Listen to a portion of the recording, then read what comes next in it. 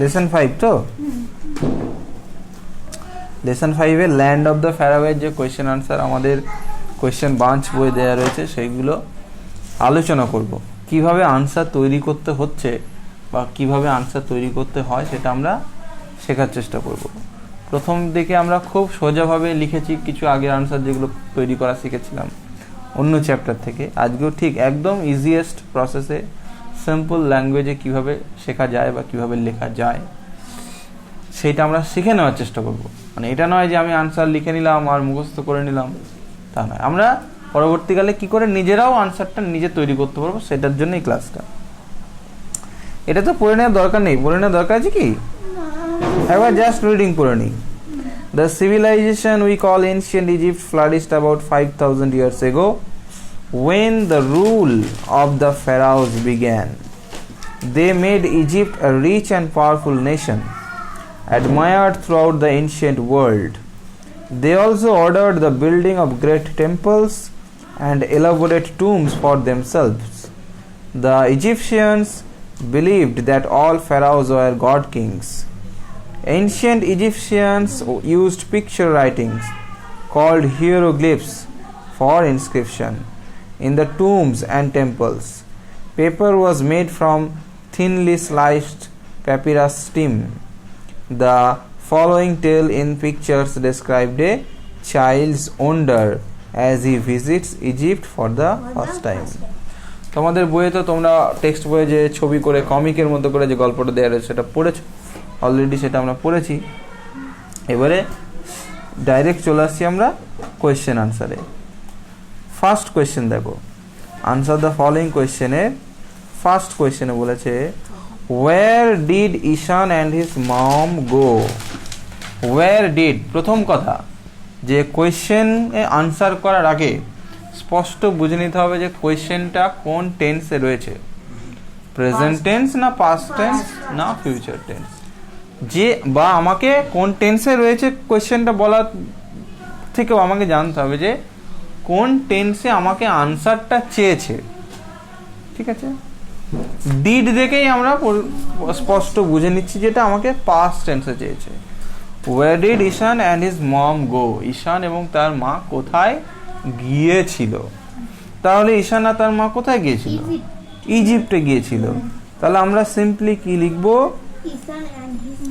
আমরা সিম্পলি লিখব যে ঈশান অ্যান্ড হিজ মাদার ওয়েন্ট গিয়েছিল ওয়েন্ট টু ইজিপ্ট। তোমরা এখন লিখছো, এখন লিখো না, এখন মন দিয়ে শোনো আর বোঝো। এই ক্লাসটা যখন দেখবে তখন দেখে দেখে লিখবে, আরো ভালো জিনিসটা তৈরি হবে, নাহলে এইটার প্র্যাকটিসটা নষ্ট হবে, বুঝলে? এখন লিখো না, ক্লিয়ার? ইজিলি সিম্পলি আনসার করে দিলাম, সাবজেক্ট লিখলাম, ভার্ব লিখলাম, অবজেক্ট ঠিক এটা নয়, এটা আদার্স পার্ট আর কি, এটা তো অবজেক্ট নয়। অবজেক্ট কি করে খুঁজতে হয় বলো তো? অবজেক্ট কি করে খুঁজতে হয়? কোনো একটা সেন্টেন্সে কোনটা অবজেক্ট সেটা তুমি কিভাবে বুঝবে?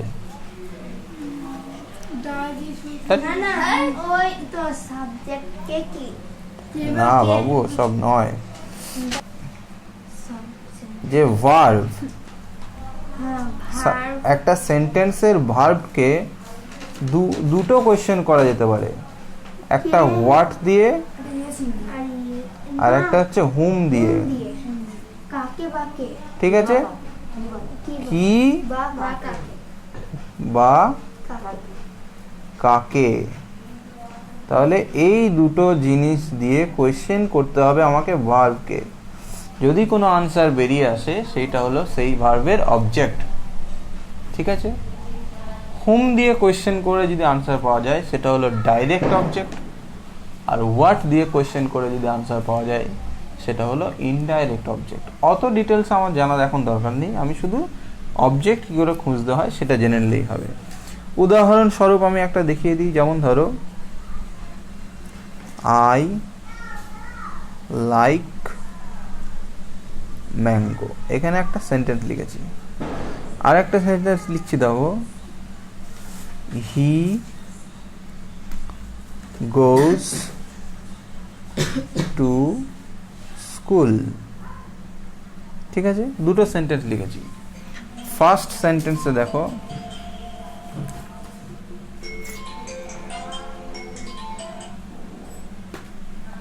হয়েছে। ফার্স্ট সেন্টেন্সটা দেখো, আমরা এটাকে এ ধরছি, এটাকে বি ধরছি। I like mango.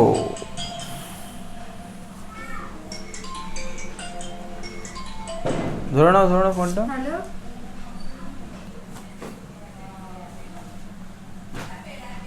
আচ্ছা, আবার লিখি, কি লিখেছিলাম? I like mango.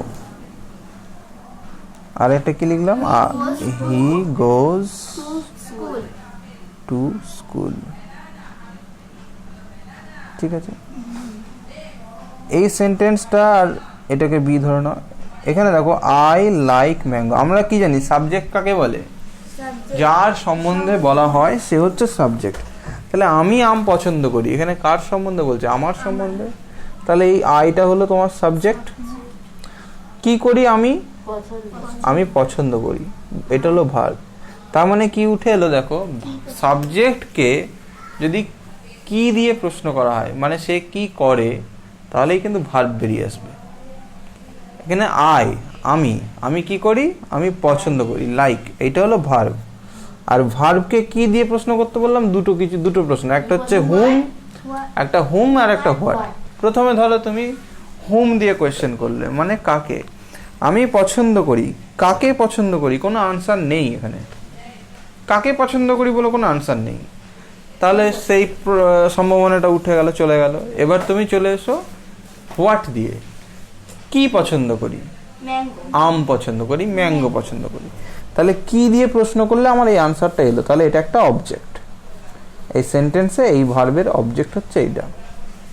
বুঝে নিয়েছো অবজেক্ট খোঁজার ব্যাপারটা? এবারে তুমি বি নাম্বার সেন্টেন্সে, পরের সেন্টেন্সটাতে আসো। তাহলে হি গোজ টু স্কুল, সে স্কুলে যায়। তাহলে এখানে হি সাবজেক্ট, এটা বুঝে নিতে কোনো সমস্যা নেই। সে কি করে? সে যায়, তাহলে এটা ভার্ব। এবারে দেখো দুটো বললাম যে হুম আর হোয়াট।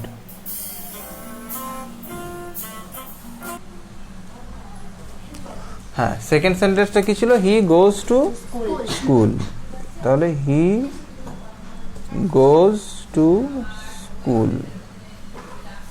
এখানে পরিষ্কার বোঝা যাচ্ছে সাবজেক্ট হচ্ছে হি, সে কি করে? সে যায়, তাহলে এটা ভার্ব। এবারে সে কি যায়, কাকে যায়, দুটো দিয়েই কোনো আনসার নেই।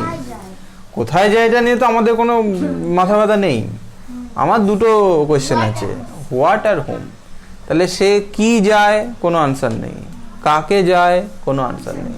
তার মানে কি, এইটা কিন্তু অবজেক্ট নয়, এটা আমরা বলবো আদার্স বা কমপ্লিমেন্টারি, মানে সাবজেক্টটাকে কমপ্লিট করছে এইটা, সেন্টেন্সটাকে।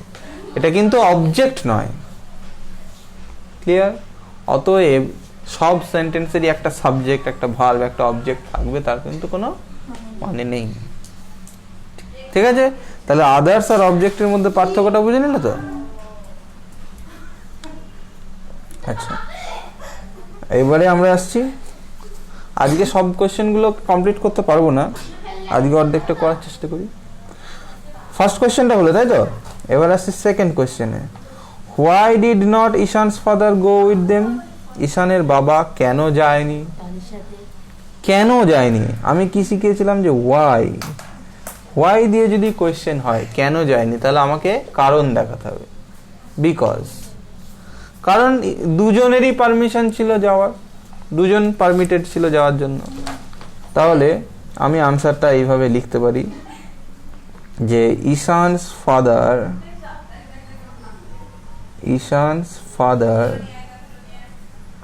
did not go, Ishaan's father যায়নি, because only two persons were allowed allowed মানে কি, অ্যালাউ করা হয়েছিল বা পারমিট, অ্যালাউডের জায়গায় তুমি পারমিটেডও লিখতে পারো। তাহলে only 2 persons war allowed to visit Egypt. ঠিক আছে, শুধুমাত্র 2জন লোকই, মানে 2জন ব্যক্তি ইজিপ্টে যাওয়ার জন্য অ্যালাউ করা হয়েছে। ঠিক আছে, ক্লিয়ার, একদম সোজা ভাষায়। এরপরে কোয়েশ্চেন কি আছে, যে what is Phoenix and what does the Phoenix represent. দেখো তোমাদের টেক্সট বইয়ে দেখো ফিনিক্স কি লেখা রয়েছে, ফিনিক্স হলো একটি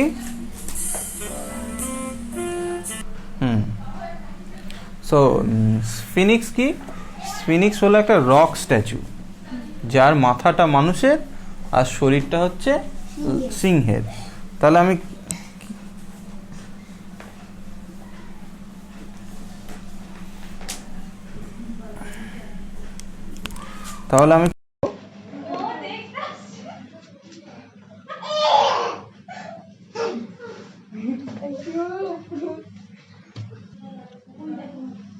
তাহলে Phoenix is a rock statue, তাই তো?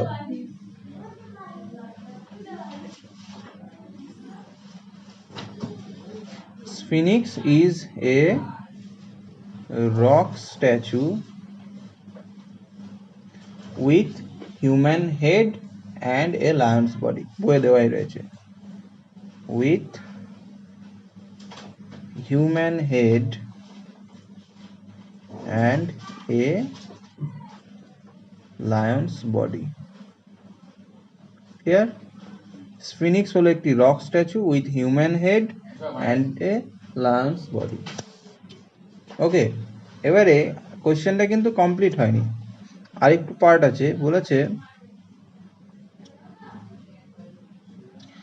What does the Phoenix represent, Phoenix কি রিপ্রেজেন্ট করে, স্ট্রেংথ আর কি ইন্টেলিজেন্স। এই যে লাইনটা লেখা রয়েছে, the Phoenix represent intelligence and strength, ওটাই আনসার। তাহলে খুব সোজা, কি লিখবো, দ্য ফিনিক্স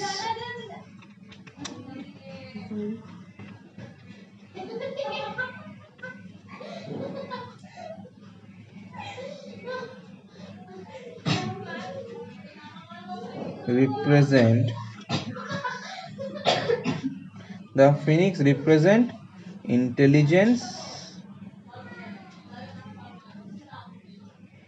and strength। ঠিক আছে, STRENGTH, স্ট্রেংথ, উচ্চারণটা হচ্ছে strength. The Phoenix represents intelligence and STRENGTH, বইয়ে দেওয়া রয়েছে স্ট্রেংথ। ঠিক আছে, আচ্ছা এক কাজ করি, আজকে না অনেকটা সময় পেরিয়ে গেছে, ওরা এসে গেছে, আবার 7টা বেজেও গেছে। আমরা এই এই এই পোর্শন পর্যন্ত করে রাখলাম, হ্যাঁ ঠিক আছে, এই সি পর্যন্ত, তারপরে অনলাইন ক্লাসে হলো আমি এটা হয়তো বাকিটা এই একইভাবেই দেখতে পাবো, স্ক্রিনের মধ্যে এইরকমই দেখতে পাবো। সেটা সিচুয়েশনের উপর নির্ভর করছে, খেয়াল রাখবে কখন কি মেসেজ যাচ্ছে সেই অনুযায়ী।